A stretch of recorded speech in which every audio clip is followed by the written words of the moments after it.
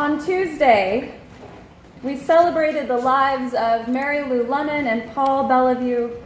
Married 30 years, Paul and Mary Lou met one another after a Sunday service on the porch of Community House. Community House is no longer there, but basically it's right across the foyer. Last year, Mary Lou developed a leg wound that just wouldn't heal. Days turned into weeks and weeks into months as doctors tried to heal her. But Mary Lou got weaker, some ups and downs, but eventually got weaker. I was alarmed. I was then reading Atul Gawande's Being Mortal. A Boston surgeon and a Harvard professor, he is a storyteller at heart. Alongside extensive research and good science, his book weaves a tapestry of stories, of life stories, to illustrate our modern American strategy to aging. And I just want to say thank you for all of you for showing up, because coming to a service on aging, it takes a little inner strength, I will say. Dr. Gawande introduces Alice Hobson, his wife's grandmother. And through her story of aging, Dr. Gawande shares the science behind our body's decline. He writes, "In truth, there is no single disease that leads to the end when it comes to aging. The culprit is just the accumulated crumbling of one's bodily systems, while medicine carries out its maintenance measures and patch jobs." Heartening. Eventually, we just fall apart. The medical field's approach, for the most part, is to fix the problem at hand. However, the problem at hand, the wound, in this case, in Mary Lou's on her leg, is often not the real problem. It is one of a myriad that increases as the body declines. The true problem is, how do we guide a person and their family through an increasing dependence on others, an increasing loss of control of their bodies? The battle of being mortal, says Gawande, is the battle to maintain the integrity of one's life, to avoid becoming so diminished that who you are becomes disconnected from who you want to be. In the mid-20th century, psychologist Erik Erikson proposed a theory comprising the stages of life, from birth to death. And when it comes to life's final stage, Erikson says that we face one particular challenge. As our bodies decline, will our sense of self stay intact? Or will we fall into despair? Our medical system and our larger society, including our congregations right now, are set up for despair. I watched despair creep into Mary Lou's life as she spent her days in medical institutions. It was like her light had gone out, which was something I didn't think was possible. Gawande says people naturally prefer to avoid the subject of their own decrepitude. And I think that's because all we can see is despair. And so we turn our eyes. I wondered how to have the hard conversation with Mary Lou and Paul. I was afraid of naming what I saw. Gawande says that there are costs, though, to averting our eyes from the realities. We put off dealing with the changes that we have to make as a society. And I want us, as a community of faith, as a community, to imagine a new way forward. So today I am following Dr. Gawande's lead, weaving our own tapestry of stories. I believe a new way can emerge from our own stories. I've invited 3 people, David and Bev and Julia, to share their stories of traveling with a loved one through the end of their lives and sharing with us what they learned in the process and what they want for themselves. I will warn you that we have tissues stationed around the sanctuary. I've heard their stories at least 4 times, and I can't actually make it through them without an inner little tear.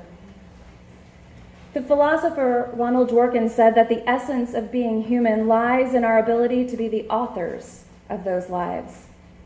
So let us this day be empowered to shape the stories of our lives, even as our bodies fail us. I invite you now to pray with me.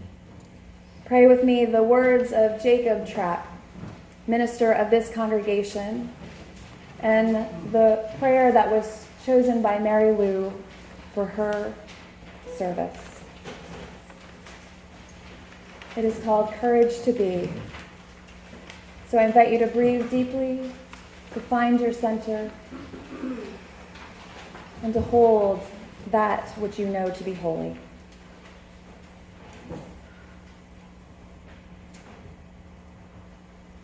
We pray this day for courage to be, for grace to overcome anxiety and fear, to accept ourselves and to be accepted, to love life and to say yes to it, the grace to overcome loneliness, alienation from self, withdrawal from others, estrangement from nature, and from the ground of our being.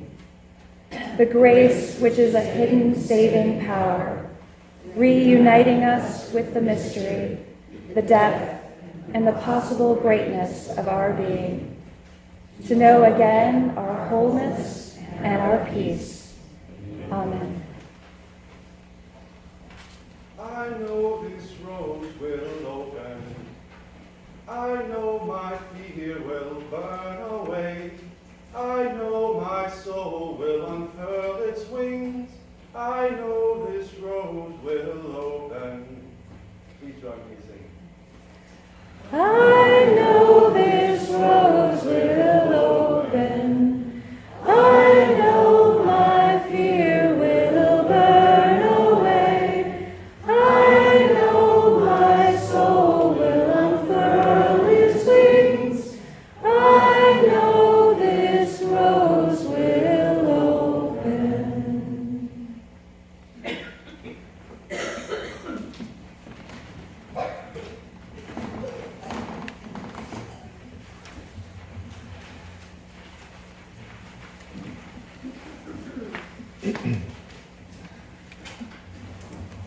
I'll never forget the day Mom fell down, how helpless I felt to stop it. My mother was always warm and effusive, doing whatever she could to make you smile. And she thought just about everything I did was magical. I was a lucky kid. However, at 78, Mom was diagnosed with uterine cancer. She received aggressive treatment, but they had been slow to detect the cancer, and she passed away 18 months later. My wife Chris and I still lived in Toronto, close to my parents, so we were there with Mom throughout her long and difficult struggle. The greatest tragedy for Mom was the mental and emotional toll of her illness. She was broken, almost incoherent at times. She talked about odd conspiracies. Her family could not see the dangers the way Mom saw them, so she lost her trust in us. It was startling and heartbreaking. Why did it happen? There were some immediate causes. Mom felt guilty that she hadn't told us earlier about her symptoms. And the treatment, a combination of radiation and chemotherapy administered by a transvaginal probe, left her feeling utterly violated. But over time, we saw the long-term factors too. Feelings of abandonment from her childhood, regrets she hadn't pursued a career, anxiety about the great causes of the day to which she and Dad had been so committed, organized labor, civil rights, the anti-war movement, fears of repercussions that my dad's career was at risk, that our family endangered. Now, in her weakened state, all those feelings came back, and they overwhelmed her. What could I do? I wanted to be the great protector, to keep her safe. And yet, she fell. I was guiding her back from the bathroom to her bed only 10 feet away. But then her legs gave way and she crumpled to the floor. I should have been stronger, but I couldn't keep her from falling down. Just like I couldn't fend off her demons, I couldn't help her beat the cancer. I felt like I failed her. Rationally, I know I did my very best to care for my mother. But even after 18 years, there are moments. I'm walking along, I see a jagged sidewalk, and I panic. It feels for an instant like Mom is falling down all over again. And I'm falling with her. I suppose I'll always have these feelings, but I think it's okay. So, fast forward 6 years to 2005. My dad moved with us to New Jersey and also joined Beacon. He was adamant that he was just here for the social activism, thank you very much. But a funny thing happened on the way to the protest march. He made friends. First, Isabel. They were definitely an item. And lo and behold, Dad even joined a small group. It was true that Carolyn, Grace, Jean, and the crew listened patiently to their share of economics lectures, but I know Dad also spoke to them from the heart, even as his body wore out. His family and community helped him talk about his fears and retain his identity. To the very end, Dad stayed true to himself. An irascible old professor told me to give one more great lecture. I found that to be healing. I wasn't alone in keeping my parents safe. I had partners. So, I'm grateful for all my good luck. Grateful to be known to others and the chance to know myself more deeply. Grateful for the love of my family. And grateful for this community, for the blessed opportunities when I get to care for others, and the security of knowing that I'll be cared for too, even if I'm falling down. Thank you.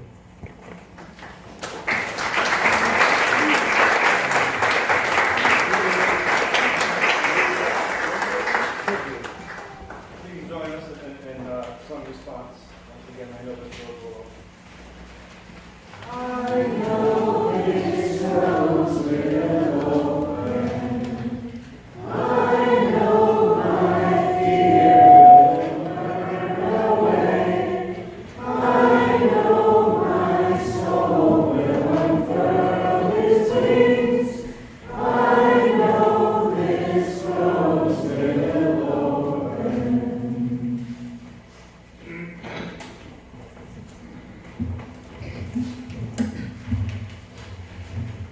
Hi.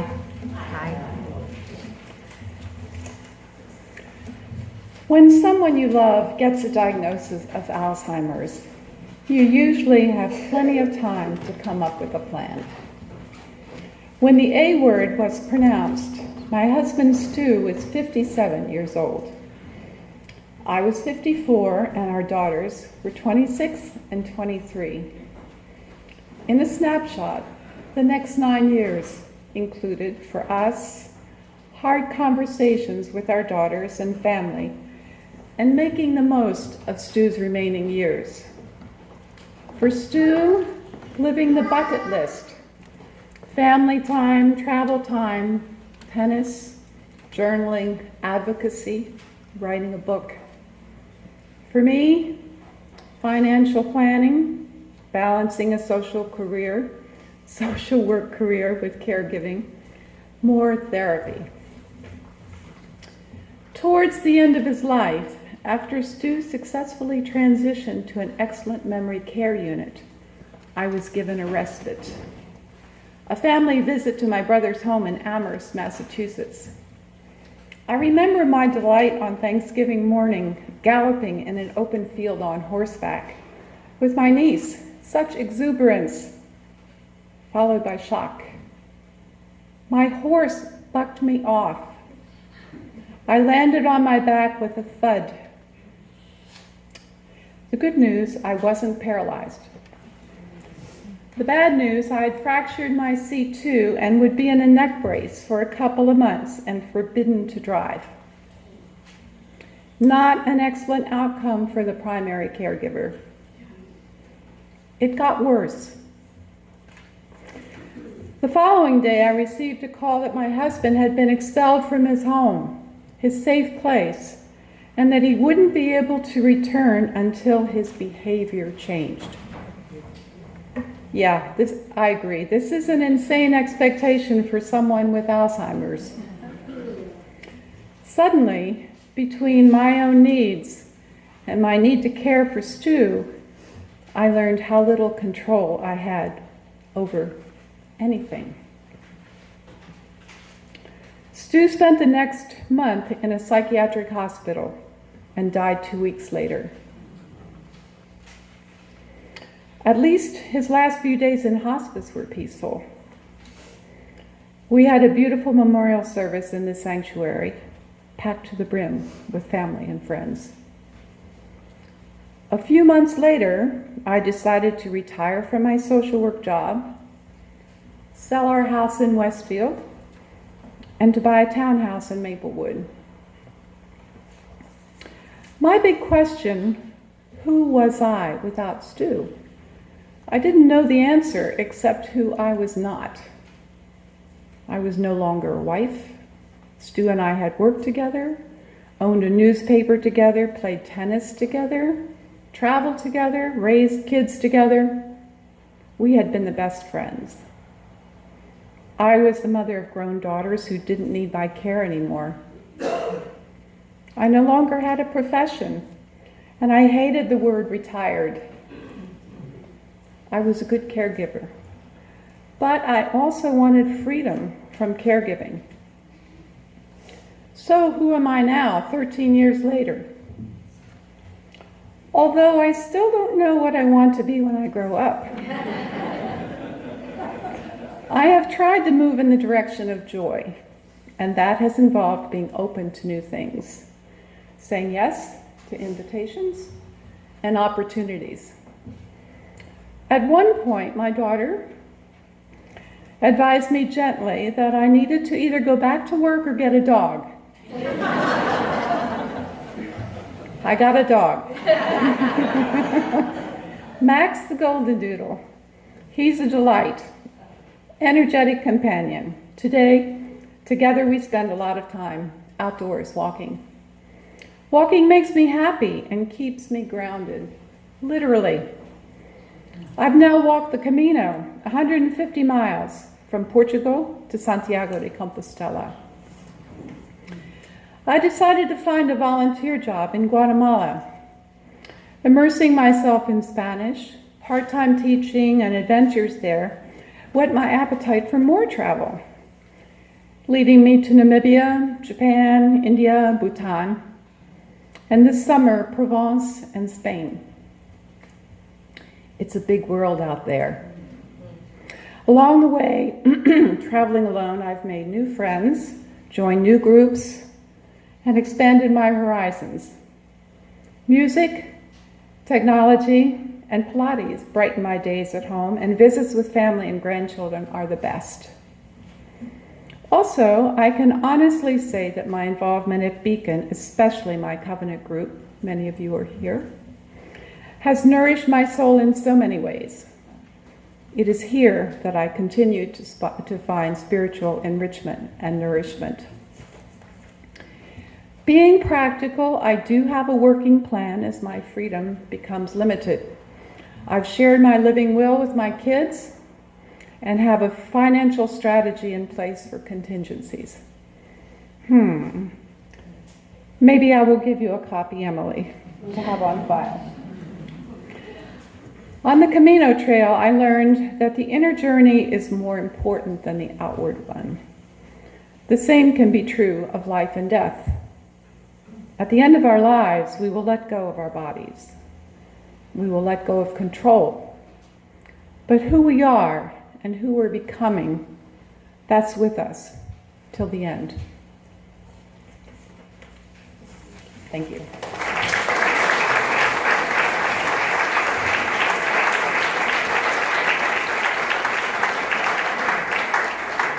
Please join again in our Sunday song.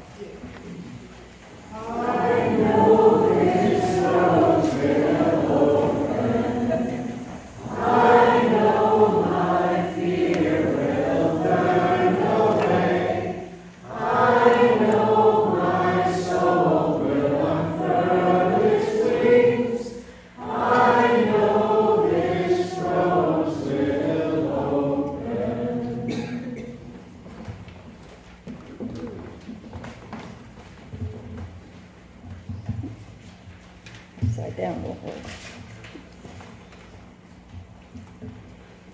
For most of her life, my mother was nurturing and capable. At the end of her life, I needed to be those things for her. After Daddy died, Mama never remarried. He died at 61. She was fiercely independent, resilient, and had strong opinions about almost everything. Being resilient and having strong opinions never changed, but so many other things did. After a battle with cancer that had an uncertain outcome, at 73, Mama moved into a continuing care facility north of Denver, where she lived a full and active life.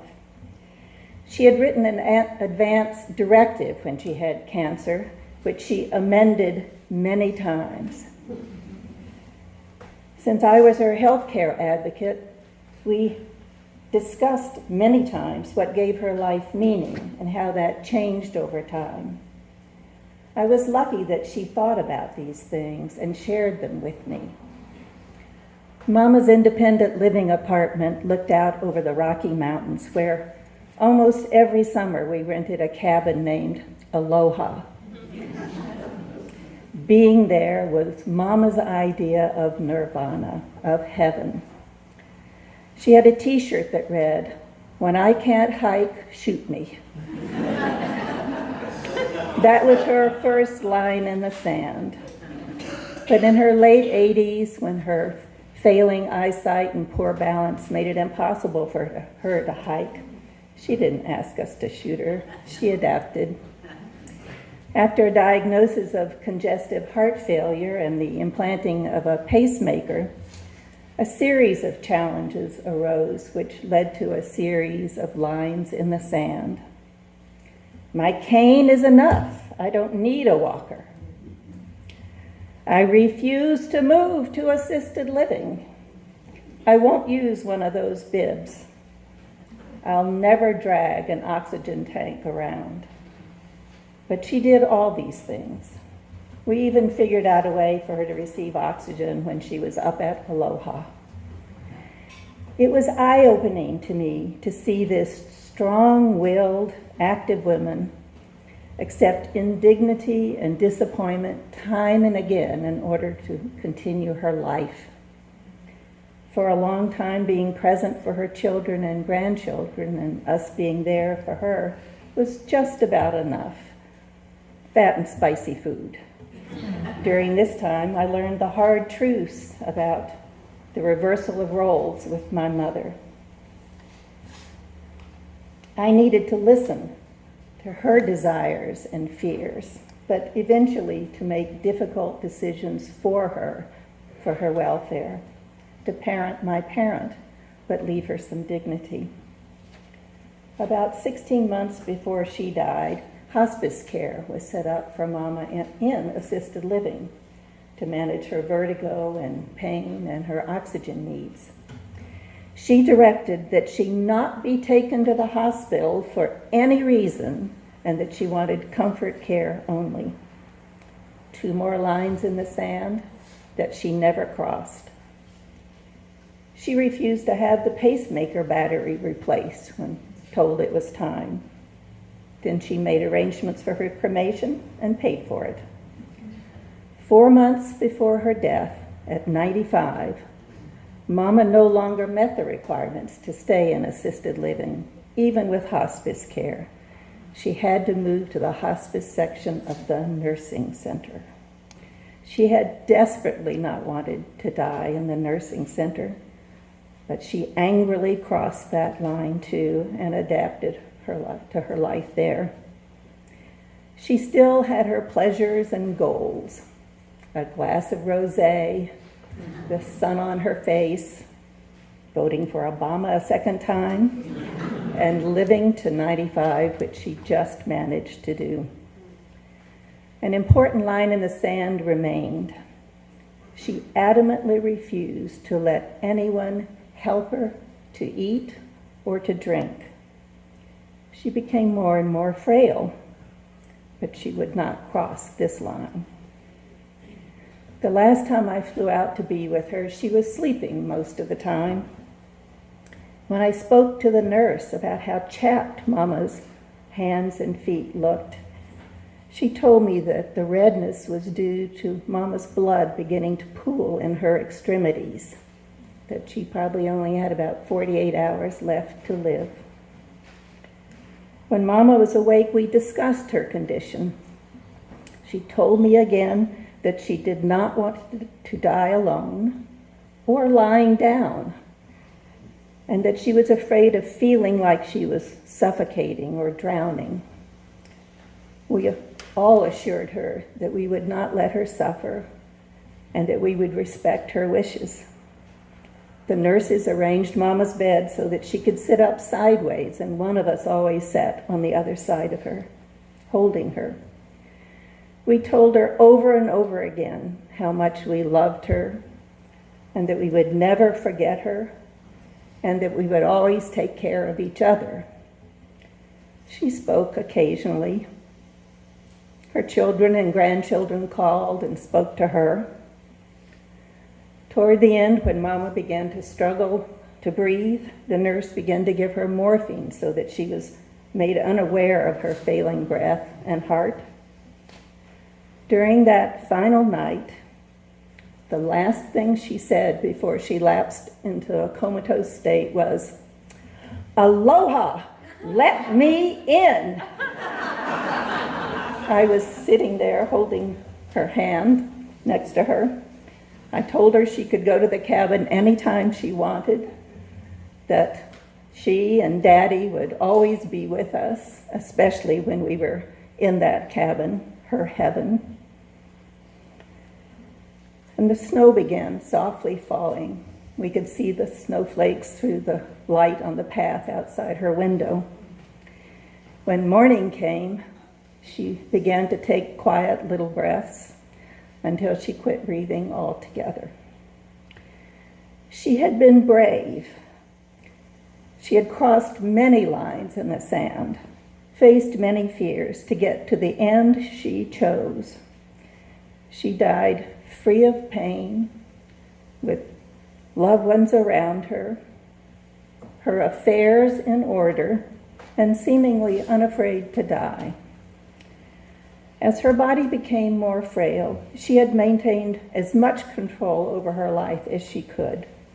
She repeatedly chose a good enough life in order to get to the good enough end. How to define the self is a mystery to me. Yet maintaining one's self, one's personhood, is important to me, as it, of course, is to all of us. When is the self gone forever?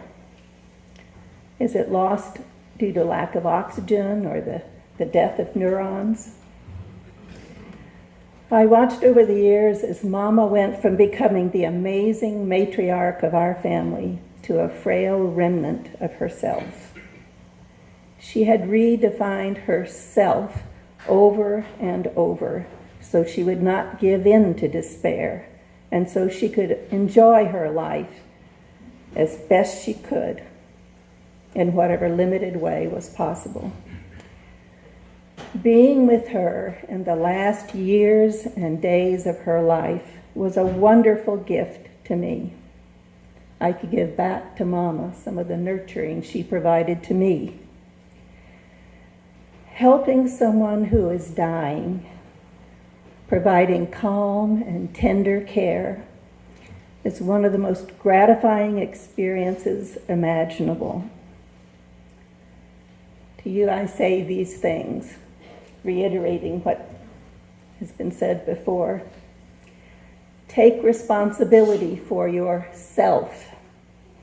Create an advance directive and discuss it with your loved ones and your doctor.